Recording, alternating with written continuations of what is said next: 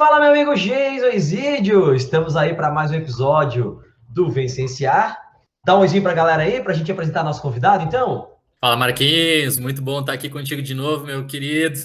Pô, hoje certamente temos a honra aqui especial de receber novamente o convidado, né? Tu pode falar o nome dele aí, depois a gente reapresenta ele de novo e faz os louros da casa aí, Marquinhos. Isso, então. Na verdade, o nosso convidado de hoje é um convidado que eu vivo pedindo para o Geison, que tem mais contato com ele e tal, trazê-lo porque a gente fez, né, já 2 episódios, o Gui já participou com a gente aqui, né, Gui?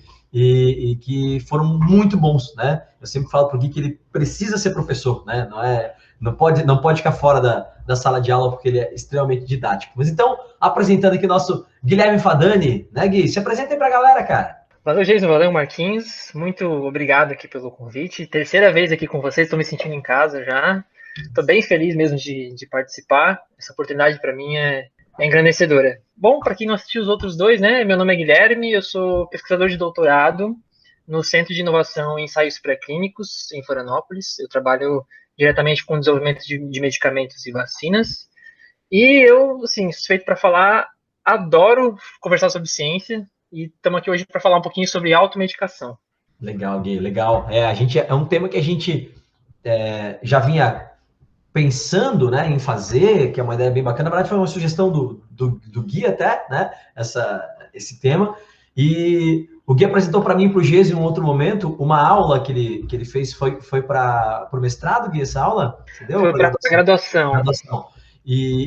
Cara, a aula ficou simplesmente sensacional. A gente falou, não, cara, vamos fazer esse episódio, porque, né, vai ser demais, a galera vai curtir bastante, né? Deixa eu só, para quem tá vendo a gente no YouTube, vou mostrar esse cara aqui, porque o Gui falou, minha cachorra pode latir e tal. Eu tenho um cara que tá lambendo aqui, olha ali, ó, o cara tá lambendo, né, meu braço e não para, deu favor. Então, para quem acompanha a gente no YouTube, conheceu aqui o meu cachorro, né? Bom, vamos lá então, Jason, a gente tem, né, algumas perguntas para o Gui em relação a isso, né? A automedicação, que é um problema tão sério, né, Jason? Uma coisa que é tão complicada e é uma coisa tão, ao mesmo tempo, tão normal para a gente, né? Como população. Eu vou tomar um remédio, deu. E alguns dos remédios que a gente toma como automedicação são remédios extremamente, né, fortes, né? Então a gente, né, precisa, talvez, mostrar para essa galera o quão perigoso pode ser a automedicação, né? Certamente, meu querido Marquinhos, e vejam novamente aí a situação que nós estamos passando agora, uma pandemia causada por um vírus, e as pessoas, aqui, especialmente aqui no Brasil, 1 ano e meio já praticamente depois do início da pandemia, vamos dizer assim, as pessoas ainda discutindo a história da cloroquina. Mas a cloroquina é um remédio aprovado.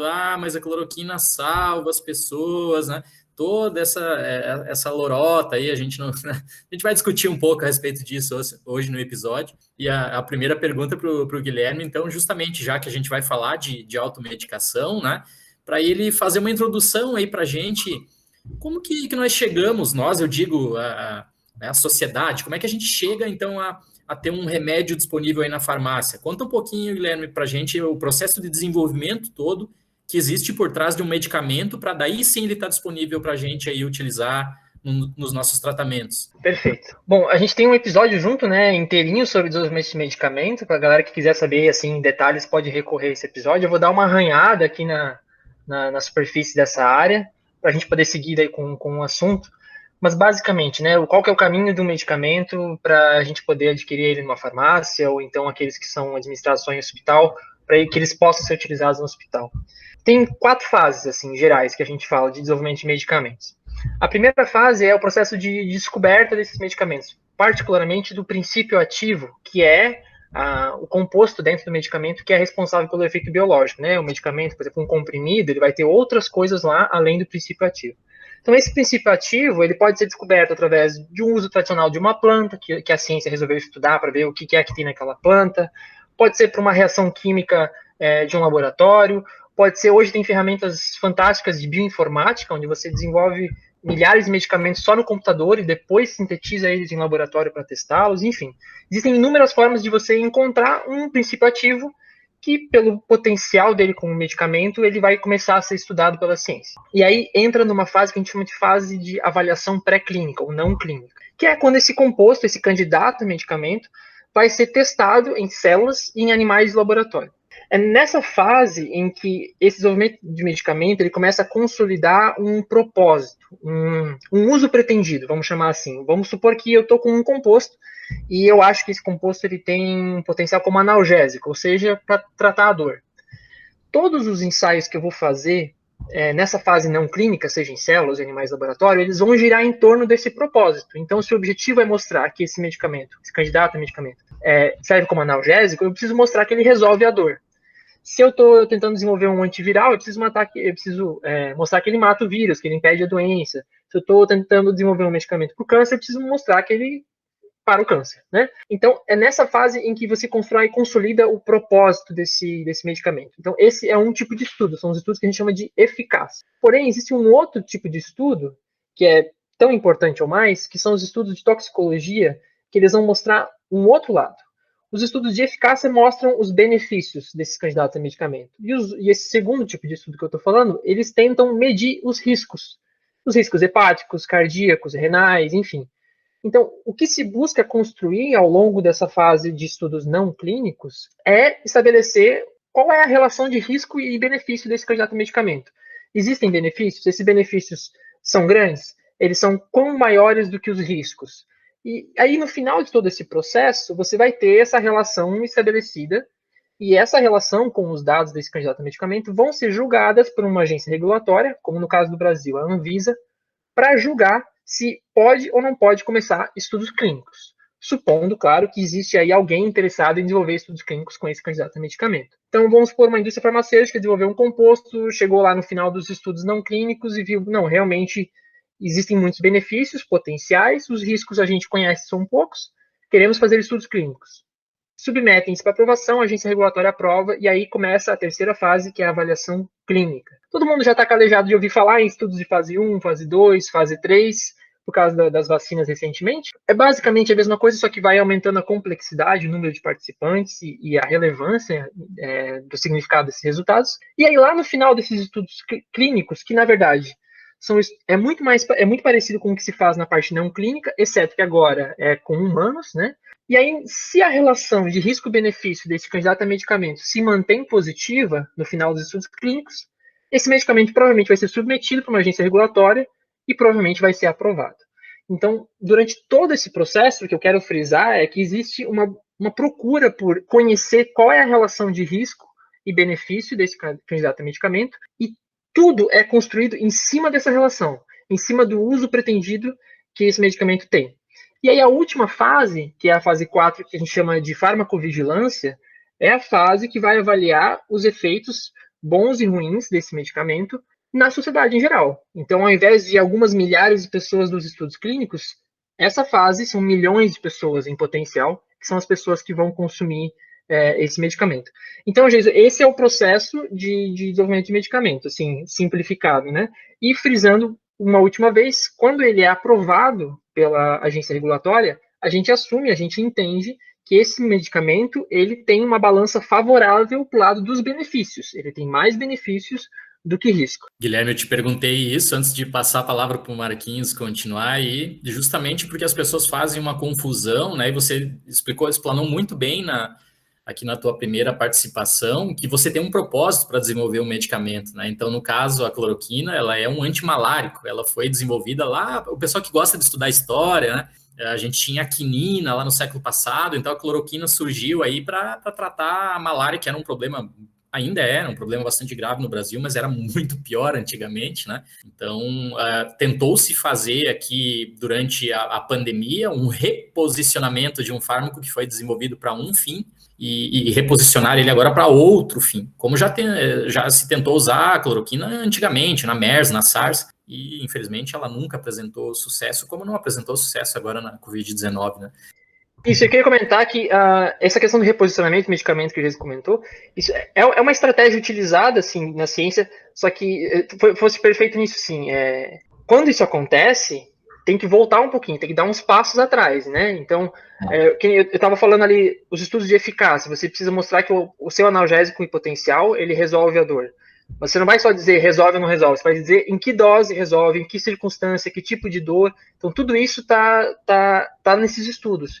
Aí você vai usar essa mesma dose, por exemplo, para fazer os estudos de toxicologia. Então, depois, quando você faz o reposicionamento desse medicamento, eu vou usar para outra coisa, e para essa outra coisa eu preciso dobrar a dose. Opa, não foram feitos esses estudos com o dobro da dose lá atrás. Então, você precisa dar uns passos atrás para viabilizar esse reposicionamento. Reposicionar o medicamento simplesmente por mudar o objetivo, mudar o propósito, isso não é reposicionamento. Isso é, sei lá, ser um curandeiro, entendeu? Não é reposicionamento clássico. Então, Gui, eu ia exatamente te perguntar isso. Sempre, como nos episódios do Gui, a gente tem um roteiro, mas a gente sempre foge do roteiro, sempre surge uma dúvida, a gente sempre bota o Guilherme aqui numa sinuca, mas eu ia te perguntar exatamente isso, cara, a questão do reposicionamento. Porque acho que não é uma coisa rara isso, né, Gui?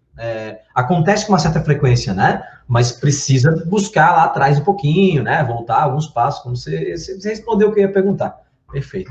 É fantástico, é uma estratégia que diminui muitos recursos, né? Esse processo de desenvolvimento de medicamento, ele é muito caro e demora muito. Então, fazer reposicionamento de um medicamento em que a gente tem um conhecimento legal, isso ajuda, economiza dinheiro, economiza tempo, né? E tem uma terceira linha, digamos assim, desse, entre aspas, reposicionamento de medicamento, que seria o uso off-label, né? Tem alguns médicos que usam o medicamento para um destino que não está prescrito em bula, né? No label, em inglês. Então, por isso a gente fala uso fora da bula, uso off-label. É uma prerrogativa médica, né? E é complicado falar um pouquinho disso assim. A gente assume que os médicos sabem o que estão fazendo. Sabe? Um uso off-label, ele não é simplesmente o que dá na cabeça da pessoa, tem que ter um racional por trás, geralmente envolve alguma instituição médica, mas ele, na cabeça da pessoa leiga, ele fica um pouquinho confuso, porque ele não está na bula, entende? Mas eu queria só deixar clara a diferença entre essas três coisas. Entendi. Boa, Gui. Cara, você falou ali da questão do custo-benefício, né, do risco-benefício, né, das medicaçõões, que é um ponto extremamente importante, né? Que acho que a gente até pode trazer para a questão da cloroquina e ivermectina. A gente falou isso em outros episódios, até contigo aqui, mas a ivermectina para a replicação viral. Uma concentração que, sei lá, né, vai parar o teu rim também, vai parar o teu fígado, né? Então, tem essa questão, né, do que a gente pode, né, aplicar, se vale a pena, o custo, aliás, é o risco-benefício. Mas eu tô falando aqui custo, né, num ato falho, mas acho que também tem uma questão de custo-benefício, né? Pô, peraí, será que vale a pena essa medicação? Não tem uma outra mais barata? Será que vale, né, a aplicação? Então, o que eu queria perguntar para ti é o seguinte: todo medicamento ele está dentro de uma relação de custo-benefício ou de risco-benefício? Sempre há essa análise? Sem exceção. Todo medicamento está imerso numa relação de custo-benefício e risco-benefício. E você não está errado em falar custo, porque custo pode ser o custo financeiro, sim, isso também é uma relação, mas o custo pode ser em custo de tempo, pode ser custo de dias de bem-estar, pode ser, né, existe uma medida que a gente chama, numa área que chama farmacoeconomia, que eles usam medidas que relacionam o tempo com a qualidade de vida dos pacientes. Então, o custo pode significar muitas coisas diferentes, né? E todo medicamento, sem exceção, absolutamente sem exceção, está imerso numa relação de custo-benefício, de risco-benefício. Às vezes o risco é tão pequeno que as pessoas só enxergam benefício, mas não significa que o risco não existe, né? Especialmente se a gente for considerar as mais diversas possibilidades de uso e abuso desses medicamentos, né?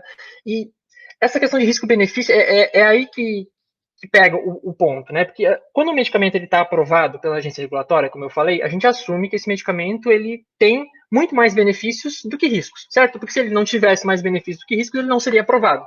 Ele não seria nem desenvolvido. Então, o meu ponto é que essa relação de risco-benefício, ela não é estática. Ela não é, o medicamento foi aprovado, ele tem mais benefício do que risco, e pronto, você pode usar do jeito que você quiser, para o que você quiser, uma coisa como se fosse um carimbo que você dá naquele medicamento e pronto, ele os benefícios são maiores que os riscos. Na verdade, essa relação é extremamente dinâmica e muito circunstancial. Eu queria dar 2 exemplos para vocês, que não são exemplos de abuso de medicamentos, mas são exemplos que deixam muito claro como o risco e o benefício estão o tempo todo se equilibrando. Um exemplo é a talidomida, tá? Provavelmente vocês já conhecem, os ouvintes devem ter ouvido falar.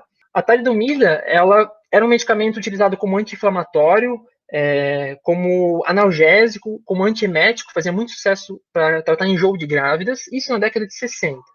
Só que alguns anos, na década de 50, perdão. Aí, lá na década de 60, no comecinho, começaram a juntar as informações ao redor do mundo e perceberam que tinha uma associação grande entre o uso de talidomida durante a gravidez e má formação fetal. E aí foi se investigando e se descobriu que essa associação era de fato causa e efeito, causa e consequência. Então, em 61, foi retirada do mercado a talidomida. No Brasil, foi retirada só 5 anos depois, né? Não é um pouco sintomático, né? Tem até hoje pessoas no Brasil sendo indenizadas por causa dessa falha do governo, esse atraso do governo em retirar. Tinha negacionismo na época, dizendo que não era talidomida, né? Enfim, de volta para o futuro. E 60, então, esse medicamento saiu do mercado. Por que saiu do mercado? Porque houve uma mudança drástica na relação entre risco e benefício. Uma grávida, ela vale a pena o benefício dela de resolver o enjoo sob o risco de ter má formação do feto? Não vale. Então, a balança que antes era muito favorável, é um anti-inflamatório, um analgésico, mudou completamente. E por ter muito mais risco, por o risco ser muito maior que o benefício, foi retirado do mercado. Agora que vem o twist. A talidomida, ela é usada atualmente, ela está no mercado. Só que é um mercado muito restrito. Depois que se descobriu essa questão da malformação fetal, o medicamento foi reavaliado e ele voltou para o mercado como para tratamento de câncer, para tratamento de hanseníase, e existe muito claro que pessoas grávidas ou com a intenção de engravidar não podem tomar esse medicamento, né? Então, é um exemplo muito claro de que a relação de risco e benefício ela é dinâmica. Um outro exemplo é que assim, existe um tipo de estudo que a gente faz em ensaios não clínicos, na parte de avaliação dos medicamentos, que são os estudos de carcinogenicidade. São estudos com o objetivo de avaliar o potencial de criação de tumores. Via de regra, esses estudos são realizados, são estudos muito longos e caros e tal. Porém, existe uma exceção que, para medicamentos com um propósito de uso, com o objetivo de uso em pacientes com expectativa de vida muito curta, por exemplo, pacientes com 2 a 3 anos de expectativa de vida, esses medicamentos para essas pessoas não precisam passar, obrigatoriamente, por um estudo de carcinogenicidade. Porque o potencial carcinogênico ele só é relevante a partir desse período em que, na teoria, o paciente já está morto. A expectativa de vida é muito curta. Então, para esses pacientes, você não precisa realizar carcinogenicidade. Não significa que o medicamento é carcinogênico, significa que isso não foi avaliado. Só que, assim, para esses pacientes, isso não impacta tanto na relação de risco e benefício. Poxa, se o medicamento aumenta um pouco a expectativa de vida, embora exista esse risco de carcinogenicidade, isso não é tão relevante. Agora, imagine você pegar um medicamento desse e começar a usar para gripe, começar a usar para dor no pé, entende? Veja como muda muito a proporção entre o que vale e o que não vale a pena, né? Então, são esses 2 exemplos que eu queria citar aqui para vocês, a talidomida e a carcinogenicidade. Ô Gui, só uma pergunta antes do Geisa fazer a próxima pergunta para ti. A talidomida, ela tem um potencial antibiótico que é usado para hanseníase ou não? É para questão anti-inflamatória? Olha, é uma boa pergunta. Eu acredito que seja puramente por uma questão anti-inflamatória, a questão de liberação de citocinas e tal. Se existe algum efeito antibiótico, eu desconheço. Acho que não, né? Porque eu pensei em hanseníase, bactéria, coisa de professor de ensino médio, né? Já pensou no... Já pensa na aplicabilidade, né? Para usar a informação nas aulas, né? Exatamente. Mas, cara, nos outros episódios que a gente fez com o Gui aqui, muita coisa fala em sala de aula. Nossa, tem tanta coisa de desenvolvimento de medicação, quando a gente fez lá sobre ivermectina e cloroquina e tal. Então, cara, eu vou aproveitando, né? A gente vai absorvendo as coisas boas que a gente vai aprendendo aqui, né? Com toda certeza. Eu também uso da mesma estratégia. Aliás, deixar um beijo, né, Marquinhos, aí para os teus alunos do Biológicas e o pessoal do ensino médio que tem deixado um monte de mensagenzinha lá para a gente, pedindo a nossa volta aí logo, que estavam com saudades. Um beijo para vocês todos e nossos ouvintes. A gente fica bem feliz que vocês nos acompanham aí fielmente. E adorei essa tua fala aí, né, a resposta em relação à pergunta do Marquinhos, porque eu sofro bastante com essa história, né, na família, nos amigos, enfim, na sociedade. As pessoas têm uma certa dificuldade realmente para perceber que todo medicamento tem um risco, e ele é uma substância estranha para o nosso organismo. Mas foi aprovado, mas foi regulamentado. Sim, mas ele tem um determinado fim, ele foi testado para uma determinada coisa, né? Então, como o Gui falou ali, bom, na teoria, ele tem assim, um benefício muito maior do que o risco, por isso ele está liberado, você pode usar ele. Mas a partir do momento que você começa a desviar um pouquinho da bula, usar erroneamente, não seguir o tratamento adequado, você está aumentando o teu risco. Então, vou deixar uma frasezinha aí para o pessoal mais novo, né? Nós somos todos millennials aqui, mas a galerinha da geração mais nova vai entender. Não seja cringe na pandemia, pessoal. Não, por favor, tá? Não fiquem aí usando ivermectina, né? Que serve muito bem lá para vermes, para piolho, para sarna, tentando se proteger da Covid, porque, como o Marquinhos sempre fala, vocês só vão ferrar o fígado de vocês. Daqui a pouco estão lá com hepatite medicamentosa, precisando de um transplante de fígado, né? Por uma simples bobagem de utilizar aí um medicamento para um propósito que ele não existe. E aí, Gui, eu sempre tento falar para as pessoas, olha, então você tem que seguir a bula, você tem que seguir, né, ali tomar um medicamento como você foi recomendado a seguir, não é para ficar inventando aí e diz que me diz, que escutando no WhatsApp, e é por isso que talvez você tenha que prestar atenção nas regulamentações dos medicamentos, né, na questão das tarjas. Então explica para a gente aí, Gui, o que são realmente, por que existem, né, a tal da tarja preta e as outras todas aí, o que cada um significa, o que cada corzinha significa em relação aos medicamentos que elas regulam. Legal. As tarjas, elas são uma ferramenta de organização de um sistema de restrição e controle de venda. Tá? É bastante complexo, mas a gente pode tentar simplificar aqui nos seguintes termos. Tá? Existem medicamentos isentos de prescrição, a gente chama de MIPs, são medicamentos que não têm tarja nenhuma. Tá? Eles vão ter lá a corzinha da caixa que a fabricante deu. E os medicamentos que são vendidos sob prescrição médica, e aí, dentro desse sob prescrição, você tem o sem retenção de receita e com retenção de receita. Tá? O sem retenção de receita, em teoria, você tem que apresentar a receita, ela só não fica retida. Tá?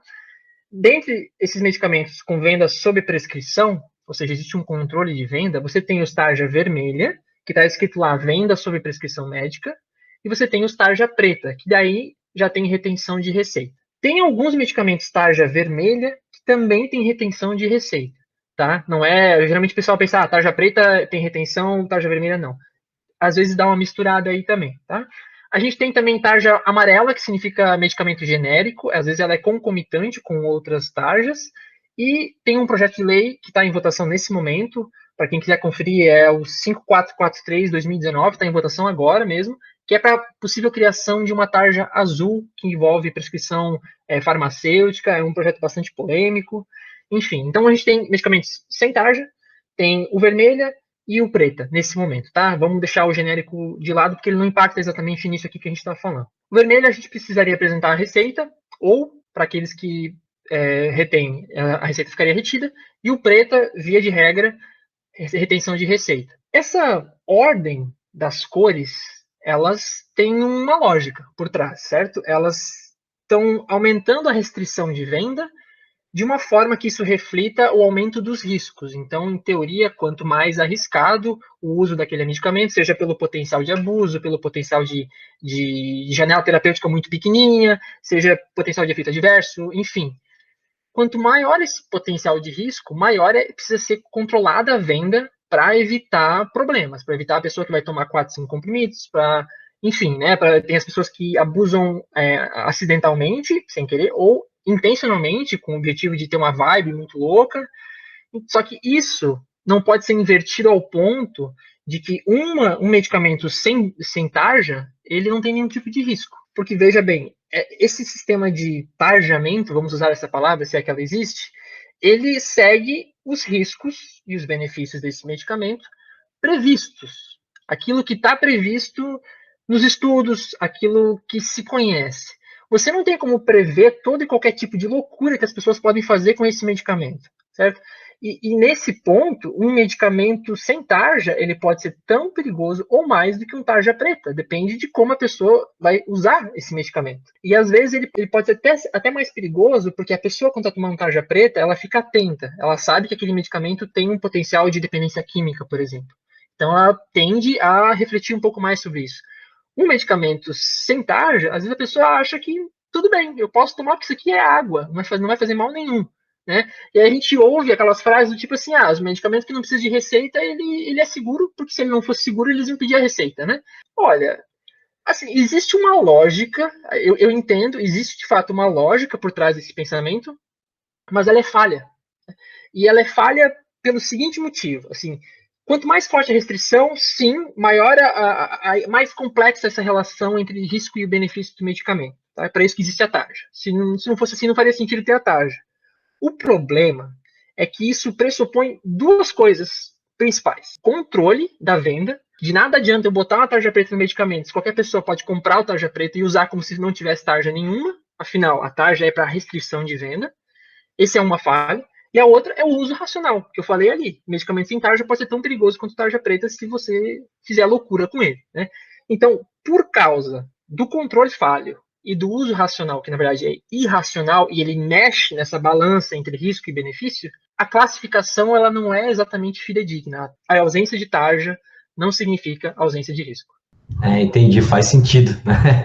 Eu não sabia muito como funcionavam essas coisas das tarjas mesmo, Gui. Foi muito explicativo para mim aqui. Agora que tu falou, eu comecei a pensar nos remédios que a gente compra que tem duas tarjas, que é o amarelo e vermelho. Agora, amarelo é genérico. Então, as coisas fazem mais sentido para mim agora. Ô Gui, você falou, né, das tarjas, do uso, né, indevido, né, de como a gente se arrisca, né, cara? Depende de como tu usa a medicação, né? Se você, um paracetamol, que o pessoal acha que, né, é inofensivo, se você usar em exagero, vai causar problema, né? Então, eu queria te perguntar agora mais especificamente sobre automedicação. Então, fazendo uma pergunta aqui, basicamente retórica, ela é um erro, né? A automedicação é um erro, mas para te construir um pouquinho essa resposta, por que ela ocorre? Quais são os motivos, as causas, né, de a gente achar super normal tomar remédio sem prescrição médica? Eu acho que eu vou te surpreender na minha resposta, tá? Vamos ver, depois tu me diga. Vamos ver. A automedicação, assim, ó, essencialmente, a automedicação, ela não é algo ruim, mas calma que eu vou explicar o porquê, tá? A própria Organização Mundial da Saúde, ela tem em alguns documentos o que a gente chama de automedicação responsável. É uma automedicação feita a partir de informação, principalmente vinda do farmacêutico, e ela tem algumas utilidades, como, por exemplo, em países com uma realidade muito pior do que a nossa, em que você não tem acesso a médicos, você não tem acesso a instalações de saúde e atenção primária de maneira geral. E aí, o que essa população faz? Ela deixa de usar medicamentos? É difícil. Então, a Organização Mundial da Saúde, ela trata sobre automedicação responsável nesses nichos, nesses cenários em que ensinar a população, educá-la a utilizar os medicamentos, não é incentivá-las a utilizá-los, mas educá-las a utilizar os medicamentos, tem benefícios para aqueles que não têm acesso a médico, para aqueles sistemas de saúde que são naturalmente sobrecarregados e as pessoas daí não precisarem ir lá por causa de uma dor de cabeça, uma coisa desse tipo assim. Porém, é complicado falar que a automedicação é uma coisa boa, porque ela exige uma maturidade científica que a gente não tem aqui no Brasil. Então, assim, por que eu digo que eu te surpreendo na minha resposta? Porque, essencialmente, ela não é uma coisa ruim. Porém, na nossa realidade, sim, absolutamente ruim, porque a gente não tem maturidade para fazer automedicação responsável. E o perigo de falar que automedicação responsável é automedicação com informação é que a pessoa que se automedica, ela já acha que ela tem informação suficiente. Então, isso não resolve o problema, entendeu? Falar que com informação pode. A pessoa fala, mas eu tenho informação, é a que eu li no Google, né? Então, é uma situação complexa, tá? Então, essencialmente, a automedicação ela não é ruim, mas a nossa realidade ela é. E a raiz da automedicação, o motivacional dela, é uma forma de autocuidado, é uma tentativa das pessoas em tratar ou aliviar um sintoma, ou mesmo promover a saúde para aquelas pessoas que estão bem, mas elas têm interesse em continuar bem por muito tempo, sem desenvolver um problema, alguma coisa desse tipo assim. Então, é daí que vem a automedicação. E ela pode acontecer de muitas formas, né? Eu acredito que muitos aqui vão reconhecer situações na família, nos amigos, como, por exemplo, compartilhar a receita, que foi para uma pessoa compartilha com a outra, utilizar uma sobra de medicamento que você tomou lá atrás, terminou aquela prescrição, mas sobrou medicamento, você continua tomando medicamento, ou você reutiliza uma receita antiga, de alguma forma, ou você ainda usa tratamentos caseiros ou alternativos, que essa é todo um mundo à parte, né? Usar os tratamentos caseiros. E existem muitos fatores que contribuem para a automedicação. A gente pode dividir isso em, essencialmente, 3 grandes áreas. Os fatores econômicos, os políticos e os sociais, culturais, como queira. Os fatores econômicos, eles giram em torno disso um pouquinho que eu falei já. Geralmente, países mais pobres, que não têm tanto acesso a saúde, que isso é mais dificultado, as pessoas tendem a ter que se virar um pouco mais sozinhas, né? Ou então, quando é muito caro, as pessoas acabam sendo motivadas a se automedicar, porque elas não têm acesso ou não têm dinheiro. Existem os fatores políticos, que isso eu não sabia que existia até muito breve. A gente vive o ápice da automedicação induzida por motivo político, a questão de ivermectina, cloroquina e tantas outras loucuras que a gente vê por aí. É puramente ideologia política que leva as pessoas a consumirem medicamento, absolutamente nada de científico nisso.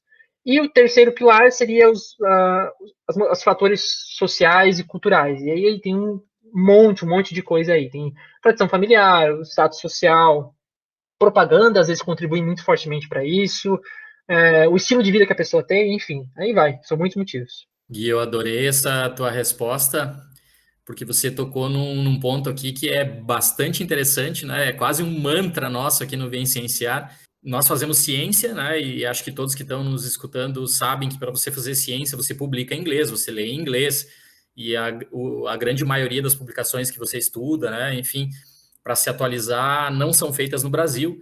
Então, quando a gente vive esse mundo científico e vem tentar trazer ciência aqui para a realidade brasileira, tem que ter toda uma adaptação, né, de linguagem, de artigos, de como trabalhar a informação. Então, as pessoas, alguns às vezes perguntam para a gente, mas vocês têm tantos episódios assim de, né, a cloroquina, o desenvolvimento de medicamentos, vacinas, mas enfim, é a nossa realidade, é dessa maneira que a gente pode contribuir salvando vidas no momento. Muito nos vai fazer feliz, assim, quando a gente, como o Gui falou, alcançar como sociedade essa maturidade científica, para daí a gente aqui no Vem Cienciar conseguir falar de coisas muito ponta da agulha na ciência, muito avançadas, que são aplicadas no mundo todo. Né? Mas realmente aqui a situação brasileira é só a gente olhar para o lado, é só abrir uma rede social ali, que você vai se assustar, né? Você vai ver que realmente o analfabetismo científico ele está dentro do governo, ele está dentro da sociedade de uma maneira muito forte. Então, nós aqui no Vem Cienciar temos que fazer sempre essa adaptaçãozinha, né, da ciência bem aplicada para a realidade brasileira aqui, para tentar contribuir melhor, né?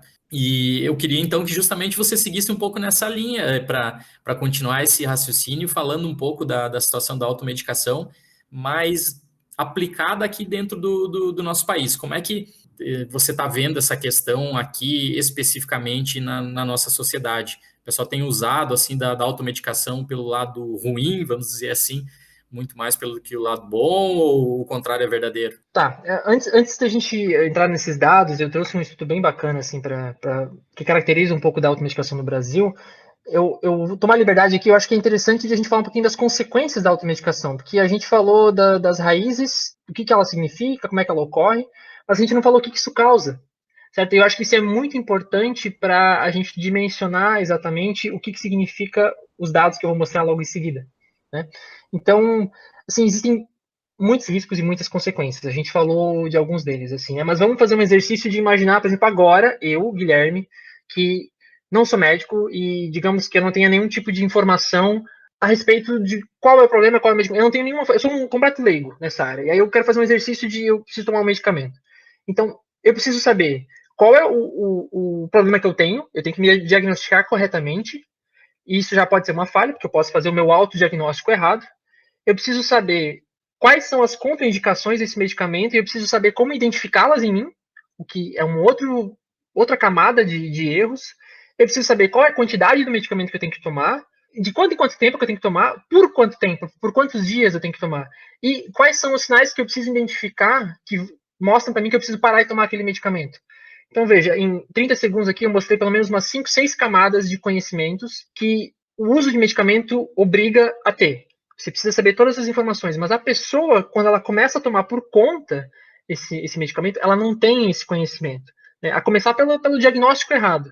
E aí, o que acontece? Né? A falta desse conhecimento. Eu vou citar alguns poucos exemplos aqui. Uma coisa que está muito grande hoje no mundo é a resistência bacteriana. Então, o uso indiscriminado de antibióticos leva à seleção de cepas bacterianas mais resistentes, e aí a gente acaba num problema que a gente não consegue mais tratar infecções bacterianas, né? Não é uma realidade atual ainda o fato de a gente não conseguir, mas para alguns casos já e é um potencial, né?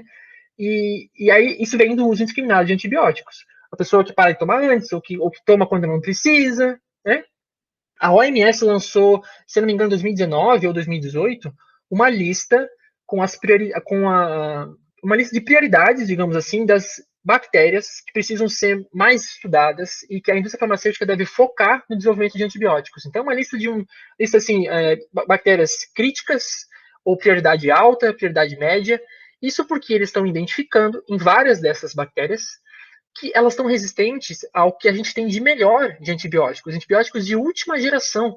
Então a OMS acendeu esse alerta, ela falou, olha, indústria farmacêutica, foquem nessas 3, 4 aqui, porque essas 3, 4, elas já estão resistentes ao que vocês têm de melhor de antibiótico. Então vamos focar nessas aqui. Chegou nesse nível, certo? Uma outra coisa, por exemplo, a Confederação Nacional de Transporte tem lá no site deles uma matéria que fala sobre o uso de medicamentos e dirigir. Qual que é a possível influência? Alguns medicamentos a gente sabe que podem induzir sono, eles podem deixar a pessoa meio grog, isso faz parte, às vezes, até do efeito benéfico do medicamento. Mas e aí a pessoa vai dirigir? Então, tem que ter esse cuidado, né? Lá no site da CNT tem essa ideia de que medicamentos podem afetar a locomoção do carro, né? A dirigibilidade do carro. Isso não só o carro, de operar outras máquinas pesadas, para quem trabalha com construção civil, enfim, é perigoso, né? Tem aí casos de caminhoneiro, por exemplo, que acaba se envolvendo em acidente porque tomou medicamento. E a terceira consequência muito grande da automedicação é o favorecimento de cronificação de um problema. Então vamos imaginar aqui o meu caso, né? Guilherme tem dor na lombar, isso é verdade, eu tenho muitas dores na minha lombar. E, para mim, tem um analgésico específico que resolve essa dor e eu não sinto nada. Eu poderia tomar esse analgésico todos os dias, porque eu não ia sentir dor nunca. O problema é que eu preciso entender o que está causando essa dor, da onde vem essa dor. A dor, ela é um sinal de alarme, é o teu corpo dizendo, olha, aqui tem um problema, preste atenção. É quase como um alarme de incêndio. Se eu ficar desligando esse alarme sem olhar o que está acontecendo, eu vou estar desligando o alarme sem apagar o fogo. E aí, essa dor minha, que pode ser uma dor na lombar de uma posição meio torta, uma cadeira meio ruim, uma cama meio ruim, ela pode gerar um problema crônico. Então, eu preciso, né, eu não tomo esse medicamento todo dia, mas eu falo assim, uma pessoa teria que parar de tomar o medicamento todo dia e investigar essa dor.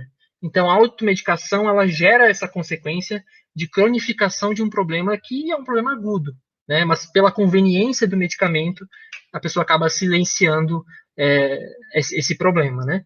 E existem as consequências daí mais específicas, do tipo pessoas que têm relações de hipersensibilidade. Aspirina é um medicamento comum. As pessoas falam de aspirina como se fosse nada, mas tem gente que não pode tomar aspirina. Pessoas que são alérgicas a ácido acetil salicílico, né? Aí você tem um medicamento que sozinho ele não apresenta nenhum risco, mas se você misturar ele com outro, pode ser fatal. Então, não é porque aquele medicamento sozinho não faz nada, você tem que ver onde ele vai, qual é a combinação, tem interação com comida, enfim, tem grupos de risco, crianças, idosos, pessoas doentes, gestantes, né? E toda aquela história de tomar coisa, o que é natural não faz mal, isso é uma consequência muito grave, porque as pessoas fazem chá de coisa que não deveriam fazer, e tomam umas coisas muito loucas que a gente não sabe o que tem dentro, e acabam tendo problemas sérios. Então, fechando um pouco essa parte das consequências, tá? Eu tomei a liberdade aqui tomei a palavra, agora eu vou deixar vocês participarem um pouquinho mais do episódio, que eu posso falar um pouquinho sobre a prevalência da automedicação, sacanagem, da automedicação no Brasil, tá? Existem muitos estudos, eu trouxe alguns dados, assim, de um estudo em particular. A prevalência geral de automedicação, ela varia bastante de acordo com o estudo. Vocês vão encontrar 30%, 40%, 50%. Dando uma olhada, assim, eu não sou especialista dessa área de estudos epidemiológicos, estudos de automedicação, então eu dei uma olhada por cima de alguns estudos e eu encontrei uma tendência de ter maior, ali em torno de 60%, 70%, 80%. Então a gente pode estimar que não vai ficar muito longe disso. Imaginem que se... Vamos jogar para baixo, vai, para não correr muito risco. De 10 pessoas, 5 usem medicamentos. Caramba, é muita coisa. 50%. E ainda está abaixo dos estudos. Eu vi agora há pouco um estudo do Conselho Federal de Medicina, desculpa, Conselho Federal de Farmácia, que dizia que em alguns estados isso chegava a 80% de pessoas que fazem uso de automedicação. Então, é complicadíssimo, tá? Então, em termos de prevalência geral, vai ficar em torno disso. Eu estou com um estudo em particular aqui que mostra entre 19% e 30% de automedicação, tá? São valores um pouquinho mais baixos. Mas tem alguns dados interessantes. Por exemplo, nesse estudo, que chama Prevalência da Automedicação no Brasil e Fatores Associados, é um estudo de 2016, de um pessoal de São Paulo, eles mostram que as mulheres tendem a fazer mais uso da automedicação do que os homens. Tá? Isso é um ponto interessante, partindo do ponto de que a automedicação ela é uma tentativa, é um autocuidado, é uma tentativa de tratar ou aliviar um sintoma, a gente pode fazer algumas suposições em cima dessa explicação de por que desse fato, né, de por que mulheres usam mais automedicação. A minha suposição é de que as mulheres têm um olhar mais cuidadoso para si, elas têm essa tendência de ter mais autocuidado, eles têm sempre aquela história de que homem para ir no médico tem que estar muito mal. Então, as mulheres têm um olhar mais cuidadoso com si, elas estão mais acostumadas a olhar para si. Então, pode ser que isso reflita na maior taxa de automedicação no público feminino. A gente está vendo aqui também a questão da idade. A gente tem a maior parte da automedicação, ela ocorre numa faixa etária entre 20 e 29 anos e 40 a 59 anos. Isso me surpreendeu, porque eu achei que a população idosa ia ser campeã de automedicação. Segundo esse estudo, porque eu tenho como base a minha avó, que faz uma grande confusão com os medicamentos que ela toma, tá? O exemplo de automedicação é sempre minha avó, e eu posso falar porque ela não vai ouvir o podcast, tá tudo certo. Então, entre 20 e 29 e 40 e 59, essa é a faixa campeã de automedicação. Vamos ver aqui, sobre regiões do Brasil, o que nós temos de informação sobre isso, tá? A região sul, ela tem metade da taxa de automedicação do que a região nordeste. Então, temos aí diferenças gritantes. Nesse estudo aqui em particular, 23% dos entrevistados da região nordeste faziam uso de automedicação, enquanto 11% da região sul. Veja, é o dobro, né? Então, existe alguma coisa nessa região nordeste que facilita, incentiva ou permite que as pessoas façam mais uso da automedicação, né? Aqui, ó, número de doenças crônicas. Quanto mais doenças crônicas, maior também a porcentagem das pessoas que fazem uso de automedicação. Por quê? Quanto mais problema a pessoa tem, mais ela sente a necessidade de resolver aquilo, de tratar, de aliviar, de fazer o autodiagnóstico. Então, quanto mais doença, maior a chance da pessoa se automedicar. E aí, eu não sei se alguém quer fazer alguma pergunta, fiquem à vontade para me interromper aí, senão eu vou tocando. Geisa, fala aí, Geisa. Eu tô comandando o episódio, vocês já viram, né? É isso aí, já é sócio. A gente já tem 2 sócios aqui, que é o Gilbro, não? Ele também já participou de alguns, já fez episódios com a gente aqui. Então vamos abrangendo aqui a organização Vencenciar, né? Fala aí, Geisa. Vamos dominar o mundo, né? Não, e só fazer um comentário, porque é bem interessante, realmente estava rindo aqui sozinho, você falando, né? Eu e Marquinhos recentemente tomamos a vacina para a Covid, e aí foi a AstraZeneca, e tem esse buzuzu das pessoas aí que a AstraZeneca causa toda uma dor, uma coisa, não sei o quê, e vou morrer, e os machão lá chorando, não sei o quê. E aí é gozado que na fila já da vacina, né, então a enfermeira fala ali, você pode ter uma febrezinha, alguma coisa. Eu acho que 100% das pessoas que estavam na minha frente saíram depois de tomar a vacina e foram diretamente para a farmácia para já comprar um analgésico e um antitérmico, porque talvez eles pudessem ter alguma coisa, então eles já saíam tomando ali da farmácia na hora. Um exemplo disso, e aumentar muito mais esse dado aí da automedicação que tu mostraste. Tomar a automedicação preventiva. Tá na onda do tratamento preventivo aí, né? A Anvisa, inclusive, emitiu um alerta sobre o risco de consumo de paracetamol, porque tornando as pessoas cientes da dosagem limítrofe diária, para que as pessoas não passassem. O paracetamol em excesso, ele é hepatotóxico, isso já é conhecido há muito tempo. Então, as pessoas tomando paracetamol a rodo por causa dos efeitos da vacina e, assim, convenhamos, tem lá os seus efeitos, incomoda um pouquinho, mas na grande maioria dos casos, é menos do que uma ressaca que a pessoa tem no final de semana, com corote, entendeu? Então, não justifica tomar o paracetamol só porque é caso da vacina, daí depois vai lá e enche os cornos lá e fica mal pra caramba, né? Então, enfim. E varia de uma pessoa para outra também, né, Gui? Eu tive 0 reação, nem dor no local, né? Nem dor no local. Eu ia comentar, Gui, que você falou antes de resistência a antibiótico e tal, né? Que até uma coisa que é interessante de tentar explicar para alunos, assim, principalmente em primeiro ano, porque a ideia que eles têm é que o antibiótico cria resistência. O antibiótico é um todinho para a bactéria, né? Ele tem que explicar um pouco de seleção natural e tal. Mas eu tenho um problema, hoje já, né, o cara já mais velho aqui e tal, não tem mais tanto problema, mas tinha muito problema com amidalite. E eu tomei muita amoxicilina na minha vida. E chegou uma hora que não fez mais efeito, cara. Porque antigamente, antibiótico não precisava ter receita, tu comprava na farmácia. E eu, como bom brasileiro, antes de entrar na graduação, antes de saber, né, dos problemas todos, tomava amoxicilina, automedicação, direto. Dor de garganta era farmácia, amoxicilina e isso aí. E aí eu fui fazer um tratamento, depois já agora, há menos tempo, e o médico me receitou a amoxicilina com clavulanato. Eu falei, cara, não vai funcionar. Não, vai funcionar porque é o clavulanato, melhora, mas pelo que eu dei uma pesquisada, o clavulanato ele só acelera o processo, a ação da amoxicilina, né? Não otimiza a ação dela, não é um outro antibiótico. Né? E de feito, tomei e não fez nem cosquinha. Tive que ir para azitromicina, né?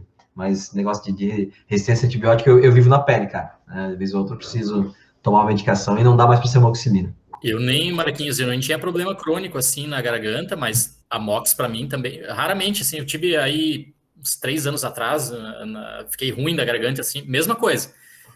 O médico, vamos começar com a Mox, papapá. Eu falei, cara, não vai funcionar, vou voltar aqui, dito e feito, voltei piorado lá, tive que ir para as intromicinas. Mesma coisa. Mas acho que aqui a população de bactérias, que geralmente dor de garganta é Streptococcus, né? A população de bactérias de Streptococcus já é resistente, cara. Eu acho que se tiver uma dor de garganta mais fortinha aí, já não dá certo. Já não funciona a amoxicilina, né? E aí o pessoal tomando agora azitromicina a rodo no kit Covid. Daqui a pouco nem a azitromicina funciona, que é um antibiótico fantástico, né? De primeira escolha aí para tratar, né, infecções de via respiratória. Merda. É um buraco sem fundo. Vai. E uma parte dos dados de automedicação no Brasil, não é esse estudo em particular que eu estou falando, mas eu vi alguns outros em que mostram que 10% da automedicação é de antibióticos. E isso a gente não pode assim, frisar o suficiente de quão impactante isso é. Hoje, por exemplo, sepse, que é uma doença inflamatória sistêmica, mata 11 milhões de pessoas anualmente, sabe? É uma coisa muito grande. E não é só infecções por bactéria, é uma coisa um pouco mais complexa do que isso, mas assim, envolve muito infecção primária e infecção secundária por bactéria. E essas infecções precisam ser tratadas de alguma forma. Então, coletivamente falando, se a gente faz uso indiscriminado de antibióticos, a gente não está complicando só nós como indivíduo, a gente está complicando todo mundo, entendeu? Porque você está gerando novas bactérias multiresistentes e é isso, a história lá na ponta, com pessoas morrendo por infecções que antes eram tratáveis e não são mais. Hoje a gente tem essa noção, e eu, como professor de ensino médio, falo isso com muita ênfase para os meus alunos, mas eu lembro no meu ensino médio, ninguém falou isso para mim não, cara, foi aprendendo na graduação, né? Aí que eu deixei de me automedicar com antibiótico. E aí nessa linha, a gente pode seguir aqui com um estudo que mostra quais são os medicamentos que mais fazem parte da automedicação, né? Eu falei que alguns estudos mostram 10% de antibióticos, então nesse estudo em particular aqui, mostra que 33%, ou seja, 1 em 3, são os analgésicos, né? Aquela velha história da dor, eu falei da história da dor da minha lombar, é muito conveniente. Eu tô com dor, eu chego em casa, tomo um negócio, eu não faço isso, mas eu poderia fazer. E aí resolve minha dor, tranquilo. Aí no outro dia sentiu dor, toma de novo. E assim vai, é muito conveniente. Então, analgésico, a dor é uma coisa muito comum nas pessoas, é uma coisa complicada, associada com outros problemas psiquiátricos. Então, tá fácil ali. O analgésico geralmente é bastante eficaz. Por isso, essa situação reflete aí nos 33% de automedicação com analgésico, né? E é importante falar que às vezes a automedicação, às vezes não, né? Muitas vezes ela não é só de um tipo de medicamento, né? A pessoa que se automedica com analgésico provavelmente se automedica com outras coisas também, né? Aí aqui em segundo lugar a gente tem os relaxantes musculares, em terceiro com 11% a gente tem anti-inflamatório, anti-reumático, e aí vai, né? Preparações para tosse e resfriado, suplementos em geral, medicamentos antiácidos, isso é bastante importante, hormônios sexuais moduladores do sistema genital, medicamento para transtornos gastrointestinais, vitaminas, antibióticos, enfim. Então, os campeões de automedicação são os analgésicos, os relaxantes musculares e os anti-inflamatórios, né? Mas eles não necessariamente são os mais perigosos. A gente tem que sempre lembrar dos antibióticos, de um ponto de vista coletivo, né? E individualmente, assim, quais os princípios ativos que são mais consumidos, né, do ponto de vista de automedicação? A campeã é a dipirona. 15% da automedicação é de dipirona, né? E quando não é dipirona, são aqueles outros conhecidos. A gente falou aqui do paracetamol, né? Tem aqui diclofenaco, tem as 1001 misturas diferentes entre esses princípios ativos, né? Então você tem dipirona pura, você tem dipirona com cafeína, com orfenadrina, você tem paracetamol com diclofenaco, enfim, só o paracetamol tem mais de 100 apresentações diferentes, né? E as pessoas às vezes têm que ficar atentas para isso, porque elas estão tomando paracetamol sem saber que tem paracetamol naquele medicamento. Pode acontecer também. Mas enfim, então em termos de automedicação no Brasil, eu acho que a gente deu uma arranhada assim por cima. Obviamente é uma área muito, muito complexa, mas eu acho que deu para dar um panorama legal, assim, né? Não, foi ótimo. Já esclareceu muita coisa, cara, muita coisa mesmo. Bom, mais um episódio sensacional com o nosso quase doutor Guilherme Fadani, né? Quase, faltam 2 aninhos. Pô, tá no caminho, Gui, tá no caminho, show de bola, né? Cara, a gente só te agradece mais uma vez. E é sempre assim, né? Você vai falando aqui, eu já vou matutando e vou anotando umas coisas aqui no bloco de notas do celular de possibilidades de episódio no futuro. eu pensei aqui na questão de dependência de medicação, né? Há cerca de uns 8 anos atrás, perdi um colega, professor, ele era dependente químico de morfina. Ele tinha um cálculo renal e um amigo médico começou a dar morfina para ele. Não, a receita aqui é morfina. Então, ele virou dependente, porque ele não conseguia mais, né, fazer as coisas sem morfina, e isso levou à falência do fígado dele, né? Cirrose por conta da morfina. Então, a gente pensa muito em dependência química de drogas ilícitas, né, e tal, ou até de drogas lícitas, mas para fins recreativos, né, álcool e tal, mas a gente tem dependência química de medicações, né? Acho que isso daria um episódio bem bacana. Daria, sem dúvida, um episódio sobre drogas psicotrópicas aí fantástico, né? E tem muitas outras coisas. A gente poderia fazer episódios só sobre propagandas históricas. A gente poderia falar sobre, sei lá, exemplos de medicamentos, entrar mais a fundo, assim, quais são os medicamentos que são abusados aqui, quais são os riscos individualmente de cada medicamento. Enfim, tem até onda no TikTok hoje em dia que incentiva as pessoas a abusar de medicamento, enfim. Né? Ideia não falta, né? É isso aí. Não, não falta. Galera aí que ouve a gente vai ouvir muito o Gui por aqui ainda. A gente vai trazê-lo outras vezes, com certeza. Então, eu vou me despedindo aqui, depois eu deixo vocês dois se despedirem, só já mandar um beijo, já que o Jason citou aqui também, galera dos alunos do meu curso, do Biológica, os meus alunos do Integral Itajaí, os meus alunos do COC Floripa, do Energia Floripa, que são, né, ouvintes aí, o pessoal dos outros colégios que eu trabalhei, Elisa Andreoli, o pessoal do Pro Universidade, galera que eu divulguei aí o Vencenciário, e tem vários que ouvem a gente, participam, comentam, então um beijo para vocês, obrigado por consumir a gente fica muito feliz que a gente faz esse trabalho para vocês, beleza?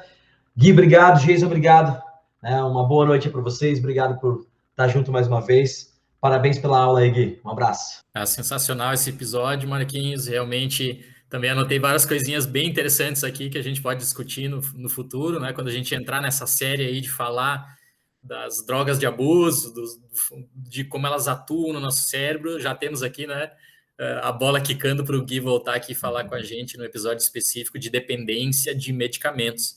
A mensagem em geral que eu gostaria de deixar para vocês, baseado em tudo isso, nessa aula fantástica que o Guilherme deu aqui hoje para a gente, é de que, na mesma analogia que o Guilherme utilizou, o medicamento ele deve ser aí encarado mais ou menos como uma maneira de apagar um incêndio. Você não deveria tomar medicamento a vida toda, exceto, claro, alguns casos específicos, né? O pessoal aqui pode, de repente, mas meu pai, meu avô lá é insulino dependente, isso mantém ele vivo. Bom, né? Existem alguns casos onde sim, o fármaco vai ser utilizado ali para prolongar a vida da pessoa, né? Beleza, massa, nós somos farmacologistas, nós estamos aí tentando ajudar nisso. Agora, em outros tantos casos, você deveria realmente utilizar o fármaco ali para apagar o incêndio, para retirar a tua dor, o teu desconforto momentâneo e procurar ajuda de saber, né, de ir lá visitar lá o que está causando aquele incêndio, aquele problema. De repente, isso exige algum tipo de mudança de vida, de postura, de alimentação, passar a fazer exercício, um monte de coisa.